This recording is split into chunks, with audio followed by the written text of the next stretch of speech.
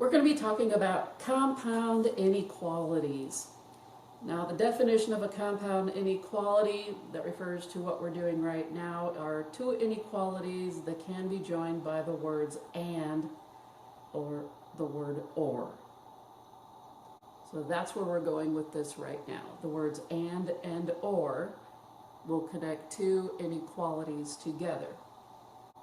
Let's start off with our first definition, which is dealing with what we call the intersection.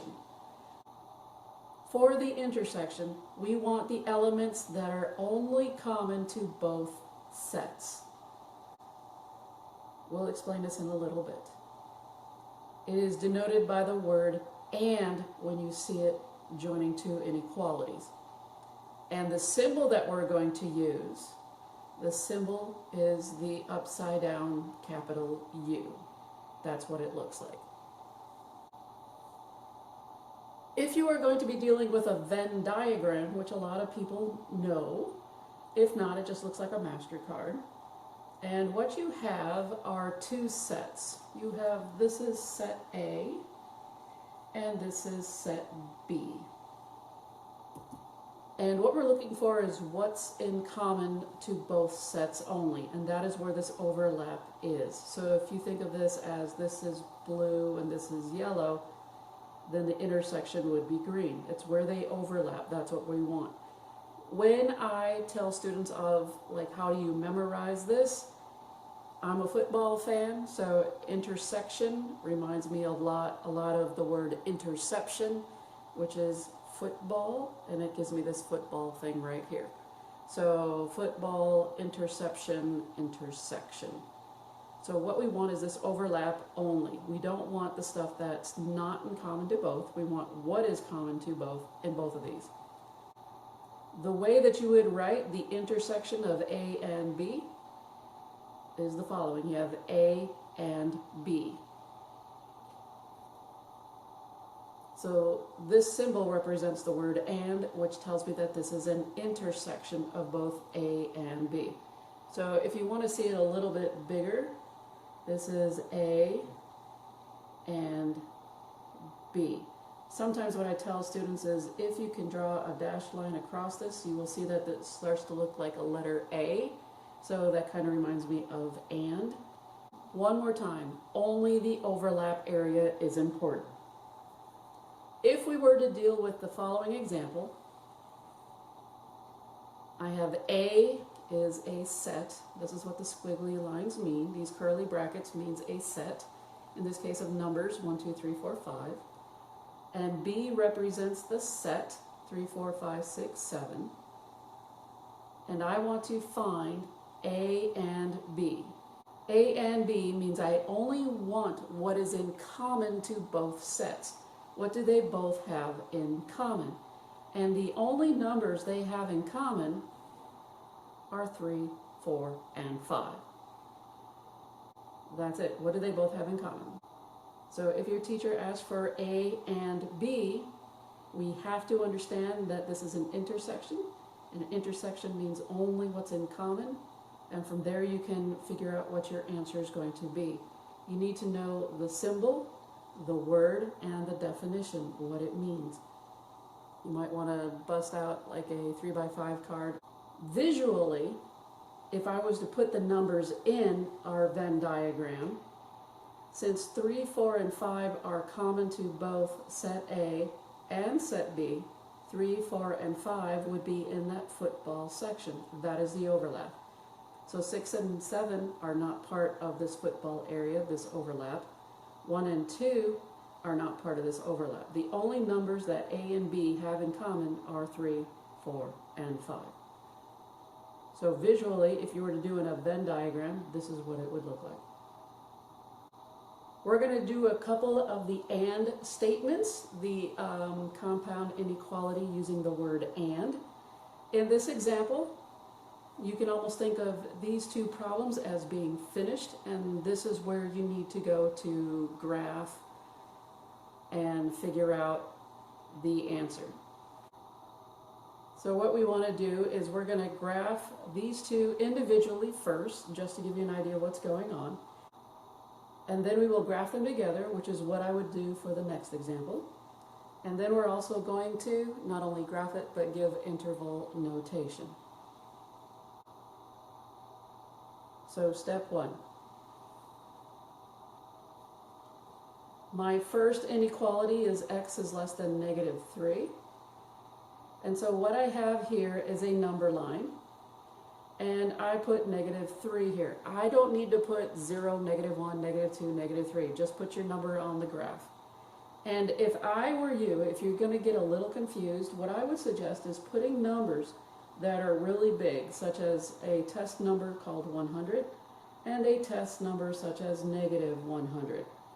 The reason for that is normally never are any of your answers bigger than 100. They're always somewhere really small.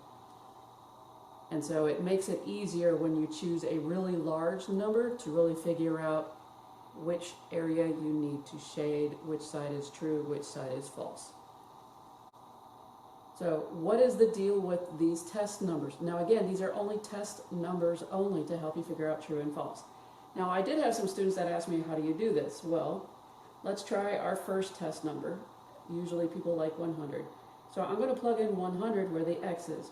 And the question is 100 less than -3? And we know that is false because a positive can never be less than a negative. So on the -3 part, you will notice that this side is false. Anything on this side is false, meaning it will never get shaded.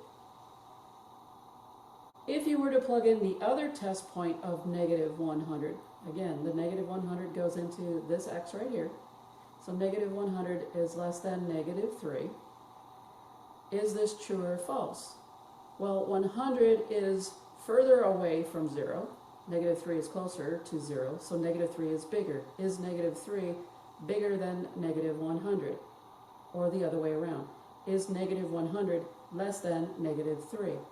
And this so happens to be true. So on this side of -3, this side is true. Since this side is true, you always shade the true side. Now I'm going to do little squigglies, but you can shade. And you shade to the arrow. Do not stop at your test point. You want to shade all the way to the arrow end, because if you stop here, you're saying that none of these answers past this test point are relevant, and they are. These answers are definitely smaller than the -3. So that's our first step. Now, obviously, if you really wanted to, you could say if this side's false, 98% of the time, the other side is true. All right, they can kind of mess you up a little bit. But normally, there's a false side and a true side when dealing with these statements. The next thing that you have to figure out is the less than symbol. The less than symbol uses a parentheses. Now, I've talked about that earlier, but let's go ahead and use parentheses. When you use the parentheses, you put it on the tick mark of -3. You don't put it before, you don't put it after, you put it on the tick mark of -3. I will mark you off if you decide to put it before or after. Put it on the tick mark that you put for -3. Now that we have x is less than -3, and we've got the shading done, and we have a parentheses or bracket being put on our number, let's move on to the next inequality.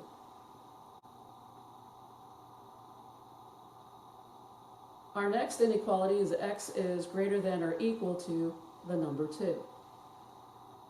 So again, I'm going to put in my test points.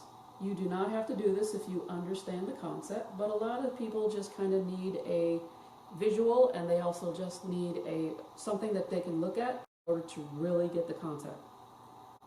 I'm going to plug in the 100 and the -100 in for x.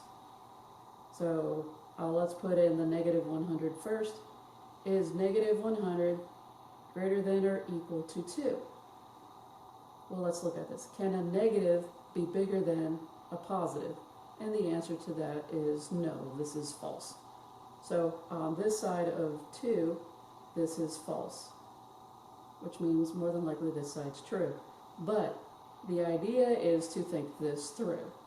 and to do this logically. So if you were to show this to a person who really doesn't understand, logically, if they don't believe you, plug in the 100. Is 100 bigger than 2? Well, according to money, $100 is bigger than $2, so this is true. So this is the true side of the 2. So our shading, when we deal with inequalities on the graph, is to shade the true side. And you shade from the tick mark, and you shade all the way to the arrow. Do not stop at 100. Remember, there's like 1,000, a million.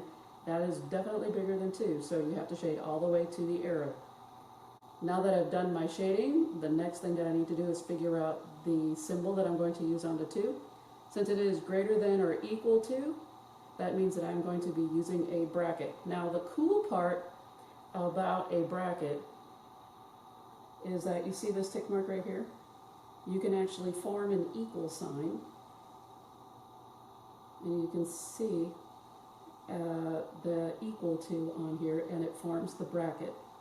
So if you see greater than or equal to, less than or equal to, you can see this equal sign forming right here. The equal sign can be formed on the tick. And so we have all of these numbers here. So we can definitely see which symbol to use according to the inequality given. What we need to do next is to put these two inequalities together, because this is nice individually, but the word "and" means that these have to be on the same graph. So if you were to actually smush these two graphs together, you would get, and I'm just following the graphs that we got, you would have the 2 over here being shaded to this arrow, and you would have the 3 with the parentheses shaded over to this side with the arrow. And you've got your graph that's put together. Again, they both have to be on the same graph because it is connected by the word "and." This is what you would see in the back of the book. Now, we need to analyze this graph. Once you've got this graph drawn, the question becomes, it said "and." Now, one more time, "and" means what? We're talking about the overlap or the overlapped areas only. And the question is there any overlap? And of course it's no, because these answers go this way, these answers go this way. They don't overlap, they don't cross. If I was to use a highlighter of yellow and blue, I am not making green. So because of that, since there is no overlap, our interval notation, which is what I'm going to be looking for as well, so you can use the 0 with a very long line through it, or you can use the curly brackets with nothing in them, just put them next to each other, or you can also write no solution. One of these 3 is going to be in the back of your book. Just check with your book to make sure. Any one of these 3 will work. You don't have to write down all 3, just pick one of those answers that you want. I am more likely to use this one, but most books will use this or this. It just depends upon your author and your teacher. Again, there is no overlap, there is no solution. Let's look at another example. Again, pretend that these problems have already been solved and you are now at this stage of the game. X is less than or equal to 8 and X is greater than 5. What I'm going to do on this problem, instead of doing them individually, I'm going to do them on the same graph. And what I will do is I will use like the little circular motion, then I'll use a dashed line in order to figure these out. So let's start out with the 8. X is less than or equal to 8. What I'm going to do on my paper, notice that I have an 8 and a 5. It is simplified at this point, so what I'm going to do is put the 8 here and the 5 here. Be very careful with this problem. One of the reasons I starred this is because of the fact that I have 8 first, then 5. When you put them on the graph, don't put the 8 here, then the 5 here. This is a number line. Number lines go from very small to very large. So the order that you put it in is really important. So make sure you put the 5 here and the 8 here. Again, graphs go from small to large. 5 is smaller than 8. Don't just drop the 8 down, don't just drop the 5 down. I've seen that a lot of times. I'll just mark the problem wrong. So here's the 8, here's the 5. If I'm going to do x is less than or equal to 8, I'm going to ignore the 5 for the time being. If you want to, you can put 100 here, and as a test point, you can put the negative 100 here. Again, I'm going to ignore this 5 because it's getting in my way, and I want to deal with just the number 8. So in my head, I'm kind of doing it as an individual graph, even though I'm doing both of them on the same one. So, is 100 less than 8? Is 100 less than 8? Would you rather have $8 or $100? Is $100 less than $8? And the answer to that is no. So on the side of 8, this is false. Is negative 100 less than or equal to 8? And the answer to that is true. Or you can say, is 0 less than or equal to 8? And that is true. You can also say 5 is less than or equal to 8. So what we want to do for the number 8 is only shade the true side. And so I'm going to start at my tick mark on 8, and I'm going to circle this side, and I keep going. Because remember, 5 may be a test point if that's what you wanted to do, but understand we also have zeros less than 8, negative 100 is less than 8, negative a million is less than 8. So everything on this side of 8 is true. So you have to go all the way to the arrow. So I used the circular motion for 8. Before I move on, I need to deal with the inequality sign. So since it says less than or equal to, that implies that I am using brackets. So you can just use the equal sign to finish it up. There's your equal sign, and you're on the 8. So you formed your bracket. That will help out. Next, we're going to be using x is greater than 5. Again, we're putting it on the same number line. So what I'm going to do is I'm going to erase the false and the true, because this was only for the 8 part,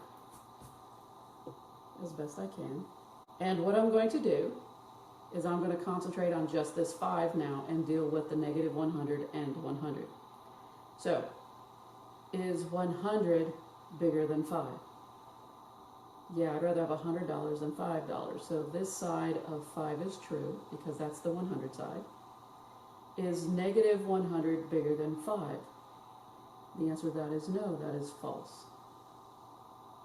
So again, I'm going to do what? I'm going to shade the true side. Now, if I'm going to do this, I'm going to use a dashed line for this. So everything on this side of 5 is true. So it goes all the way to the arrow over here. So here's your dashed line. I need something to differentiate between my little squigglies for the 8. There we go.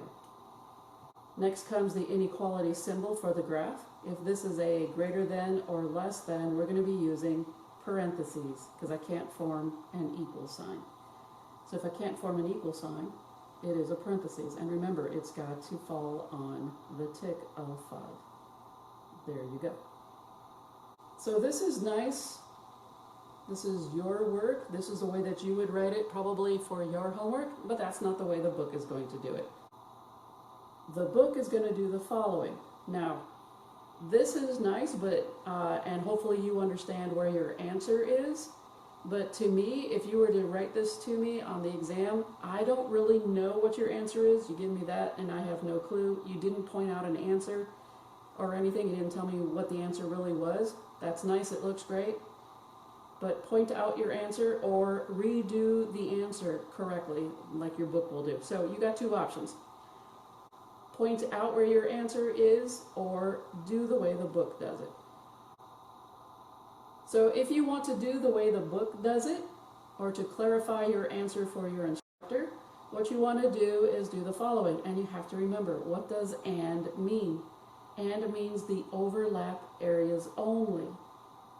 Well, where does it overlap at? And where the overlap occurs is where the blue and the yellow would make the green, and it would be right in here. So the overlap is where I've got these squigglies here and this dashed line here. And all you do is you keep the signs for your 5 and 8. So 5 keeps the parentheses, and 8 keeps the brackets. And the overlap area is what's in between the two. And again, you go all the way to the 8 and you go all the way to the 5. And it's everything inside. So this is where your overlap area is. This is what it's going to look like in the back of the book. Normally it's like shaded blue, usually, or like a teal. So follow your inequality symbols for the graph. Shade.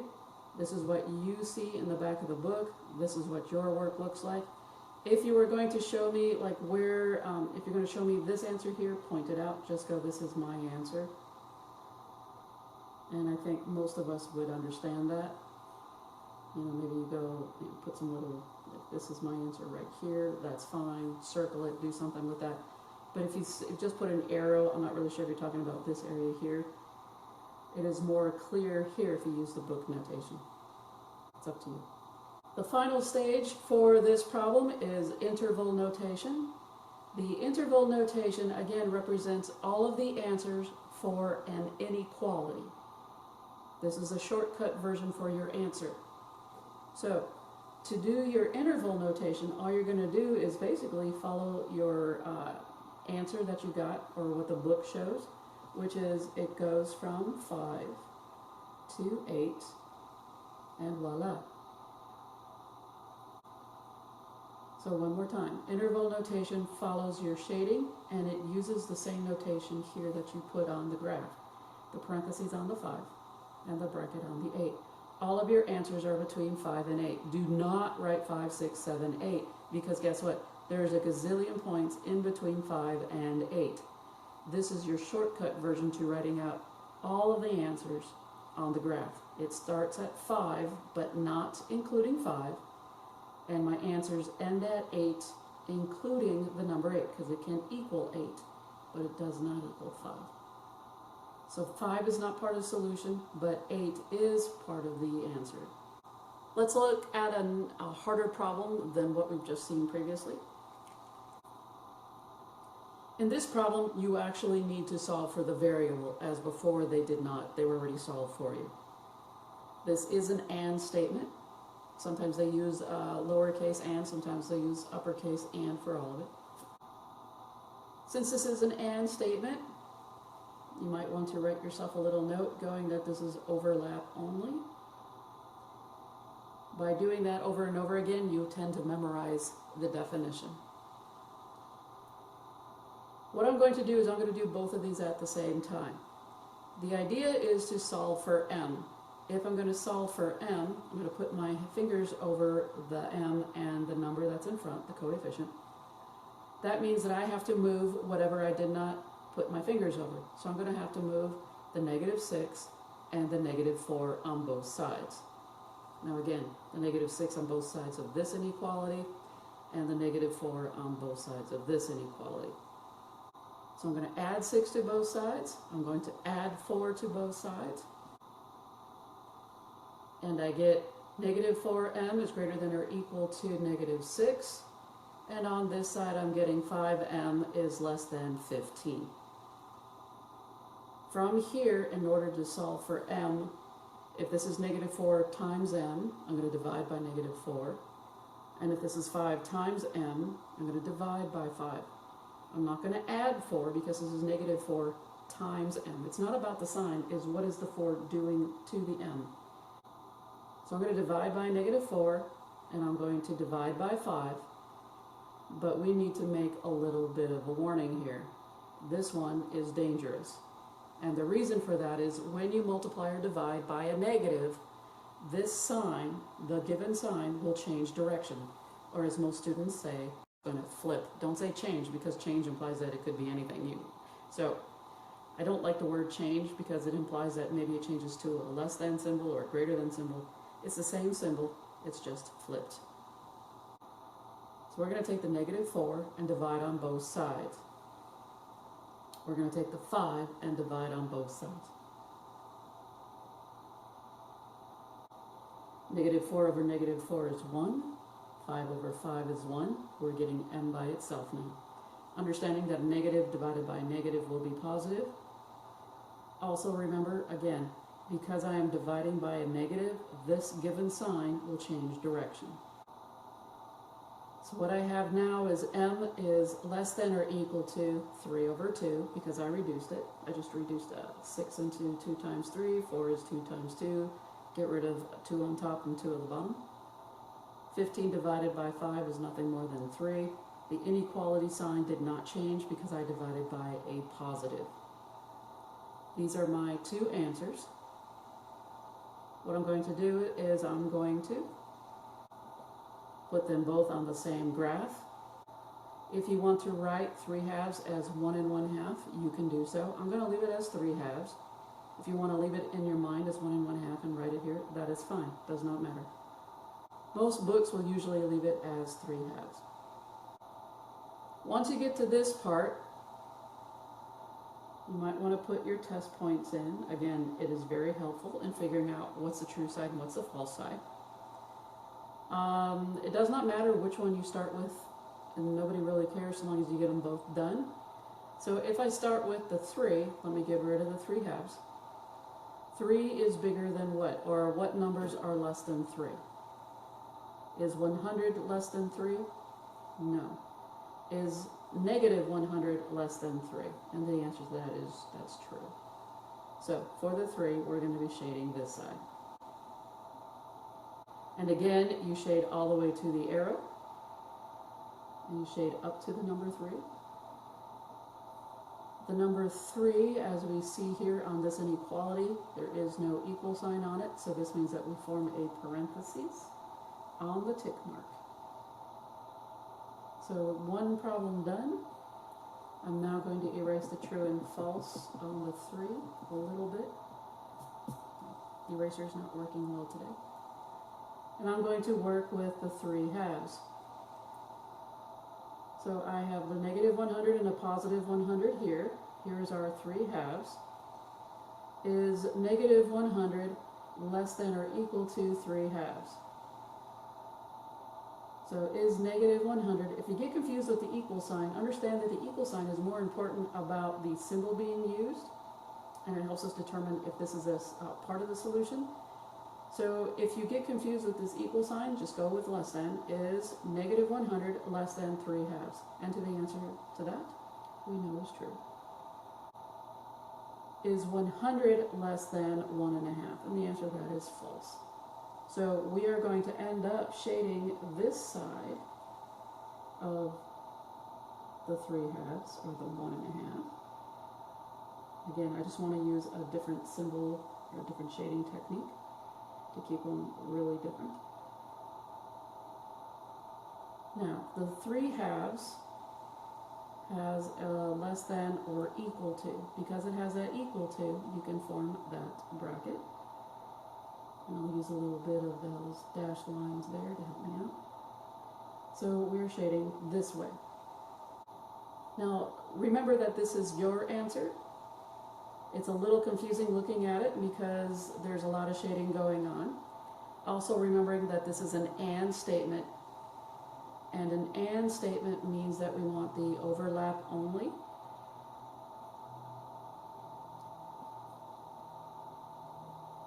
Because we want the overlap area only, we're only looking at this. So if you want to point that out as your answer, some teachers will accept that. You might want to ask your teacher first. But what I'm going to do is clean this up a little bit. So let's see what the book answer would look like. So the book answer is they're going to have this 3 halves. Normally they write it as an improper fraction. Since you put a bracket on the 3 halves, you put the bracket on the 3 halves on my tick. So I'll darken that up a little bit. And I'm going to shade where the overlap happened on our answer. And voila. This is what the book will have. Your answer is this. You just transcribe it to what the book has. That's what the book is looking for.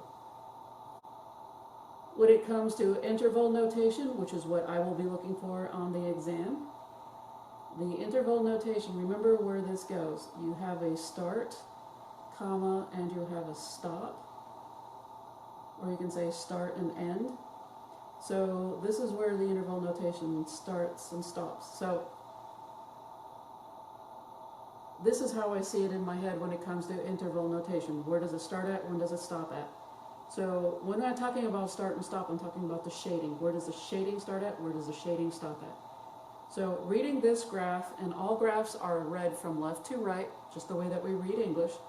So as we read from left to right, where does the shading start at? And it starts at this arrow. This arrow starts at negative infinity. And where does the shading stop at? It stops at 3/2. And 3/2 had what symbol? The bracket. So we use a bracket on the 3/2. That is my interval notation. Another thing I just point out one more time, infinities, whether it's positive or negative infinity, always get the parentheses. The symbol used here all depends upon the inequality symbol given. Let's go into something a little bit harder than what we've been doing. So now I've got fractions going on and I got a distribution problem going on. Let's do them both at the same time. There is no parentheses on this one. So what I'm going to do first is I'm going to get D and anything attached to D by itself. So that means that I'm going to have to add 6 to both sides. That's the first thing I'm going to do with this problem. Over here, I'm going to distribute my -1, okay, or the negative. When you distribute this -1, the parentheses will go away. So when the parentheses go away, it does not make this a 3 times your answer. What it does is it gets rid of this parentheses and just changes your signs on both of those terms. So again, I told you I was going to add 6 to both sides. Here we're going to distribute the -1. -1 times a +3 will give me a -3. -1 times a -20 will make that a +20. 9 plus 6 will give us 15, and the 6 is gone on the left-hand side.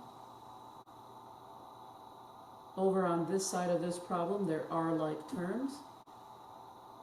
Since you are not crossing the inequality and you are staying on the same side, you can keep the signs and deal with the problem. So what is 3 plus 20? That's an easy fix. So nothing changes sign because you did not go over to the other side. Over here, what I would highly suggest is change this 15 into a fraction as 15/1. The reason I'm doing that is because in math, fractions rule a problem. If you got a fraction, to make life easier, make everybody a fraction. So I'm going to change this 15 to 15/1. And what I'm going to do is, in order to get D by itself, I'm going to multiply by the reciprocal. This makes the problem a lot shorter and less time consuming. You could do one thing at a time, but if I use the reciprocal, this problem goes faster and it actually has less steps. So I multiplied by the reciprocal over here. The reciprocal of 5/9 is 9/5. What you do to one side, you do to the other. So 5/5 is 1, 9/9 is 1, or you can look at it as 45/45. They all cancel out, giving me a 1, because 45/45 is 1. You can also reduce over here. Notice I did the 20 plus the 3 is a 23. On the right-hand side, if I want to get the 3D by itself, this means this 23 has to move. So I'm going to move it to the other side, so it's going to have to change sign. So I'm subtracting 23 on both sides. And that gives me a final result of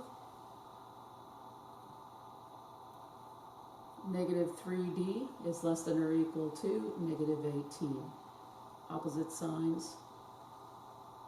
23 minus 5 is 18. 23 is the larger number. I use that loosely. Keep the negative, because the 23 was a negative. Here I reduced. Please understand that 15 is 5 times 3, and 9 is 9/5, leaving me with 3 times 9. 3 times 9 is 27. This side is done. We have a little bit more to go on this one. In order to get D by itself, I'm not going to add 3. Remember, what is this negative 3 doing to the d? And it is multiplying. So I'm going to have to divide by a negative 3. But be careful, because when you multiply or divide by a negative, the given sign changes direction. So I'm going to divide by a negative 3, understanding the sign changes. D is greater than or equal to 6. Negative and a negative make a positive. We now have 2 answers that we can put on our graph, and that's where we go next. Remember, when you're putting the numbers on the graph, you put the numbers in from small to large. Don't put the 27 here, then put the 6 here, because that's the way that you solve them. Small to large. Let's start with the 27. What numbers are bigger than 27? If you want to put your test points in, you can. You don't have to.